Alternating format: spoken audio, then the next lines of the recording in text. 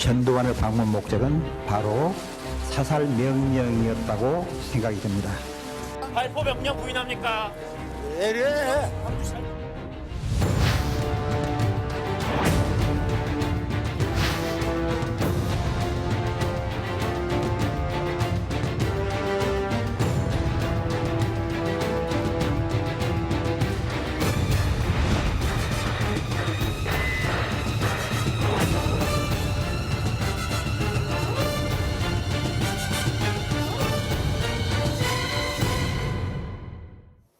네, 이번 주 토요일은 5.18 광주 민주화 운동이 39주기를 맞는 날입니다. 세월이 흐른 동안 여러 객관적인 증거들이 나오고 있음에도 불구하고 전두환 씨는 여전히 책임을 회피하고 있고 광주와 시민들을 폄훼하는 허위 주장과 망언들도 틈만 나면 튀어나오고 있습니다.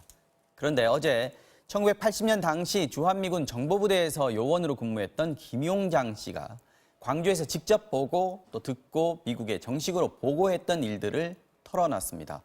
전두환 당시 보안사령관이 광주에서 회의를 열었고 그 1시간 뒤에 시민에 대한 집단적인 사격이 이루어졌다. 이런 정황상 전두환 씨가 사살 명령을 내렸다고 본다는 주장도 했습니다. 중요한 대목들이 많습니다. 정혁진 변호사님과 함께 자세히 알아보겠습니다. 어서 오십시오. 네, 안녕하십니까. 자, 어제 기자회견에 두 사람이 나왔습니다. 네네. 한 사람은 김용장 씨였고 또 한 사람은 허장환 씨였는데 이분들이 단순한 목격자들이 아니기 때문에 지금 이 증언들이 더 의미를 갖는 건 텐데 네네. 어떤 분들입니까? 일단 핵심적인 위치에 있었다고도 볼 수 있을 것 같아요. 네. 그러니까 다 잘 모르실 수도 있는데 그 군사정보여단이 있습니다. 네. 근데 501 군사정보여단이라고 하는데 네. 주한미군에 있는 거죠? 주한미군이고 8군 소속이고요. 네. 그 위로는 그 미국의 그 정보사령부 소속이고요. 네. 그런데 그 김용장 씨는 신분이 옛날로 치면은 군속, 영어로 하면 시빌 컴포넌트라고 하는데요. 우리말로 하면 이제 군무원 같은 그런 역할을 네. 합니다. 다시 말해서 미군이 아니지만 한국 사람이 주한미군에 취직을 갖다가 해서 그렇죠. 그 군대를 도와주는 그 군인들을 도와주는 그러한 역할을 하는 것인데 501 정보요단이 어떤 부대인가 이게 대북 첩보 및 감시하는 역할을 갖다 하고 있어요. 첩보 감시. 네, 그래서 그 홈페이지에 딱 들어가 보면 우리는 귀와 눈이 되고 있다. eyes and ears 이런 표현도 있고요. 네. 그래서 근데 그 김용장 씨는 70년대 중반부터 99년까지 한 25년 동안 네. 이 501 정보여단에서 근무했다라고 밝히고 있고 이후에 이민을 갔어요. 그 네. 피지로 이민을 갔는데 요번에 증언을 하기 위해서 귀국을 했다고 합니다. 허장환 씨는요? 허장환 씨는 505 보안부대 수사관이었어요. 이게 그 보안부대가 네. 원래 보안사령부 그 당시 사령관이 전두환 씨 아니었습니까? 그렇죠. 네. 그런데 이제 광주에 파견 나가 있던 보안부대가 있었는데 그 부대가 505 보안부대였거든요. 네, 네. 그런데 이제 그 허장환 씨 같은 경우는 항명을 해가지고 그 광주 민주화 운동 이후에 1981년에 홍남순 변호사를 그 조사라고 하는 그 지시를 어겼다고 해서 네, 네. 항명 그 당해가지고 81년이면 그 네네. 직후군요. 강제 전역을 당하고 그러다가 이제 1988년 50 청문회 때 양심 선언도 하고 이랬던 분입니다. 자, 먼저 어제 나온 얘기들을 좀 전체적으로 보면은 광주에서 일어난 일들이 신군부에 의해서 사전에 계획된 거다. 시나리오에 의해서 움직였다. 이런 얘기였어요. 네, 이 두 분의 이야기가 일치하는 것이 그냥 자연스럽게 이루어진 일이 아니고 네. 신군부에 의해서 시나리오가 있었다. 어떤 시나리오냐? 네. 광주를 폭도들의 도시로 만들고 그 다음에 이제 무력 진압을 갖다가 하는데 그냥 처음부터 무력 진압을 하는 것이 아니고 그 광주의 폭도들이 그 대항을 하니까 어쩔 수 없이 자위적인 측면에서 진압을 할 수밖에 없었다. 네. 그리고 그 과정을 통해서 결국은 목표는 신군부에 의한 권력 쟁취였다. 이런 이야기입니다. 알겠습니다. 하나씩 좀 보겠습니다. 먼저 전두환 씨가 광주에 직접 왔고 또 사살 명령을 내린 것으로 보인다라고 하는 부분이요. 네네. 광주에 온 거는 팩트에 해당하는 부분인 것 같고요. 네네. 사살 명령을 내렸다는 거는 김용장 씨도 본인이 얘기를 했습니다만 내 생각이다. 그리고 표현에 의하면은 네. 합리적인 추정이다. 이렇게 얘기를 했어요. 네, 일단은 그 본인이 이제 이거는 김용장 씨도 본인이 직접 보거나 전두환 씨를 직접 본 건 아니라고 해요. 그 당시에 있었던 다른 요원들이 있었고 네. 그 요원들이 전두환 사령관을 보았다. 이야기를 내가 들었다. 그런데 시간을 갖다가 역순을 해보면 네. 11시 이전에 서울에 있는 국방부에서 회의가 있었고 네. 아마 11시에 전두환 씨가 그 헬기를 타고 광주까지 내려간 거죠. 그 시간이 1시간 정도 걸렸고 네. 그래서 12시에 전두환 씨가 그 광주에 왔다라고 하는 이야기를 김용장 씨가 들었다는 거고 1시간 정도 머물면서 네. 그 당시에 있었던 특전사령관 정호영 씨하고 네. 그다음에 505 보안 부대가 있다고 그러지 네, 않았습니까? 거기 대장이 대령이었는데 그 회의를 갖다가 한 다음에 네. 1시에 헬기를 타고 다시 서울로 돌아갔는데 돌아가고, 네. 그 직후에 1시나 1시 반 사이에 그 전남 도청에서 네. 발포가 있었다. 총격이 있었다. 집단 총격이 있었다. 네. 그 전에도 발포는 있었는데 집단 네네. 총격. 그러니까 그렇기 때문에 이걸 사살 명령을 내린 것이다라고 본다라는 거죠. 네. 이게 오비 일학일 수도 있고 네. 뭐 추정일 수도 있다라고 보는데 어쨌든 당시에 미군에서 그 이런 정보 요원을 맡고 있었던 그 김 씨의 그 생각은 이것은 합리적으로 자기가 생각했을 때 명령이 있었을 것으로 추정이 된다 이런 이야기죠. 지금까지는 발포 명령 이런 표현을 많이 썼는데 이게 네네. 사살 명령이라고 하면 뉘앙스도 확실히 달라지는 거고요. 분명히 차이가 있는 거 아니겠습니까? 180도 다른 겁니다. 네. 일반적으로 발포 명령이라고 했을 때에는 사람을 죽이라고 한 게 아니고 위협을 하라는 거거든요. 많은 사람들이 몰려 있으니까 네. 허공에다가 대고 쏘든지 아니면 사람을 쏘더라도 생명의 위험이 없는 뭐 다리나 네. 이런 데다가 쏘라고 하는 것이 발포 명령인데 사살 명령이라고 하면 적군을 죽이듯이 그렇게 쏘라고 한 이야기거든요.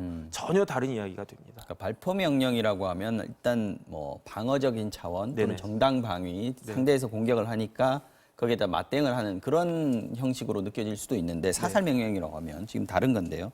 어쨌든 이 부분은 직접 뭐 그 얘기를 사살 명령이라는 얘기를 듣거나 한 것은 아니고 지금 네네. 김용장 씨의 주장입니다. 그죠? 김용장 씨도 사견이라고 그렇게 이 이야기했습니다. 부분에 대해서는 그때 당시의 관계자들에 대한 조사 같은 것들이 다시 한번 좀 이루어져야 되는 부분들이 아닌가 하는 생각이 들고 오늘 아마 국방부에서도 그 부분에 대해서는 진상규명 조사위에서 아마 밝혀져야 될 부분이다 이렇게 네네. 얘기를 한 것 같습니다. 대변인이 그렇게 이야기를 한 것 같습니다.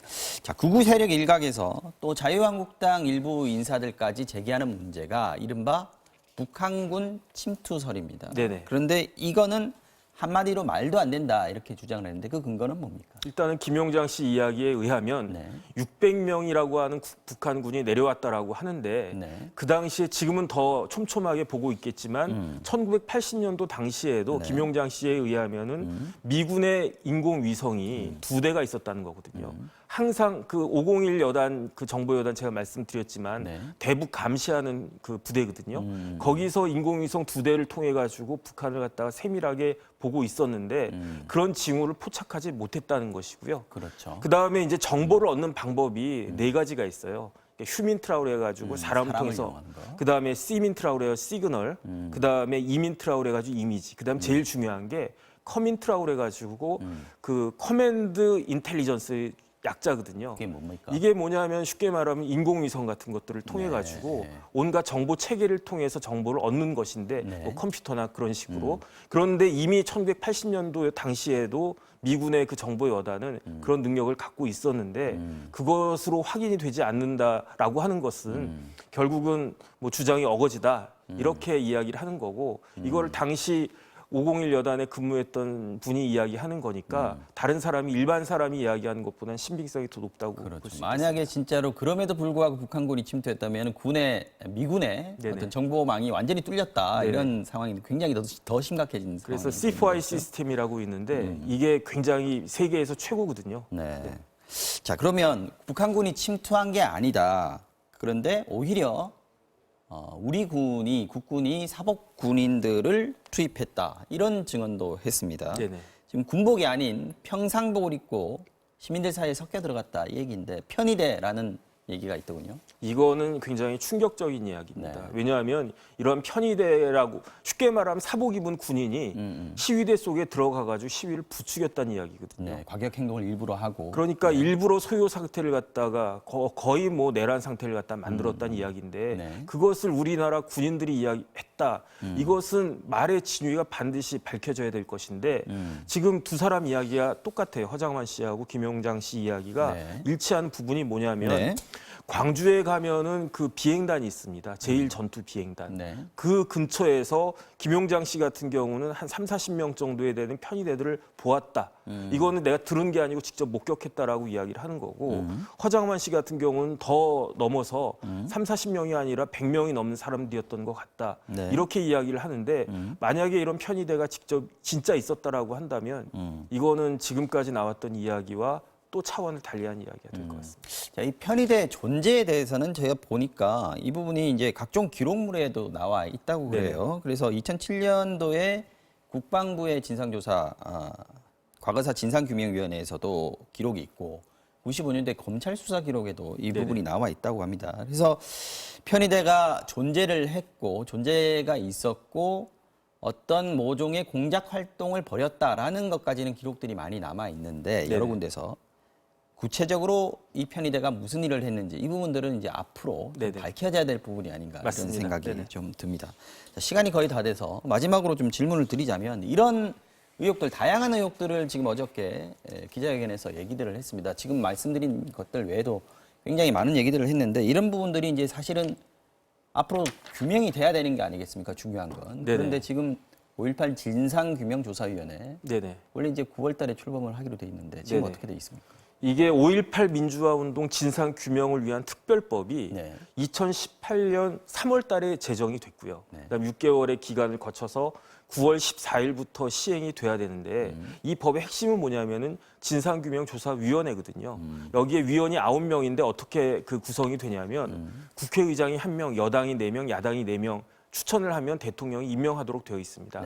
그런데 자유한국당에서 3명을 추천을 했는데 그런데 이 중에 2명이 자격 미달이다라고 해가지고 그 진상조사위원회가 지금 가동이 안 되고 있거든요. 그래서 이런 부분들은 여야가 어쨌든지 간에 빨리 출범을 시켜야 이런 이야기들에 대한 그 확인이 될 수 있지 않을까 생각이 됩니다. 알겠습니다. 자, 오늘 이슈 완전 정복 정혁진 변호사와 함께했습니다. 고맙습니다.